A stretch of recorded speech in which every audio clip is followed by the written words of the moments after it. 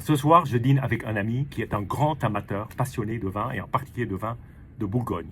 Et donc, il a prévu 2 superbes flacons, un Montrachet de Ramonais et un Gros Parentou de Rouget. Alors, face à ça, je ne voulais pas aller sur le territoire bourguignon, mais sortir complètement et lui apporter un Vega Sicilia. Et j'ai même proposé 2 millésimes de ma cave, 64-70, et son sort s'est dévolu sur 70. Alors 110, c'est un vin devenu maintenant mythique parce qu'un jour, le critique de Parker, Luis Gutiérrez, lui a octroyé la note 100 sur un Magnum. Alors c'était une note d'un jour. Ça ne veut pas dire que tous les Vega Sicilia 110 sont exceptionnels.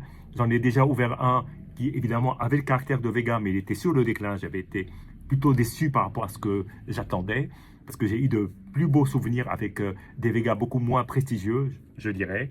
Là, la bouteille, alors j'ai eu cette chance extraordinaire de pouvoir la déboucher d'un seul coup, et le bouchon est sorti, il est parfait.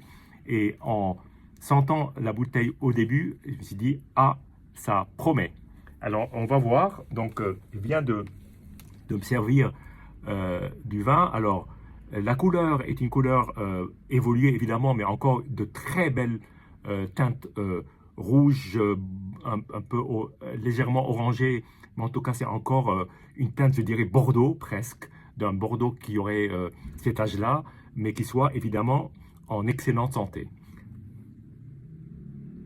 Alors, le nez, il y a un côté fruit noir, cassis, aussi cerise, cerise confite, et puis cet élément absolument extraordinaire qui est ce côté tabac, mais tabac Havane, qui est absolument, moi qui m'emporte et qui me fait rêver.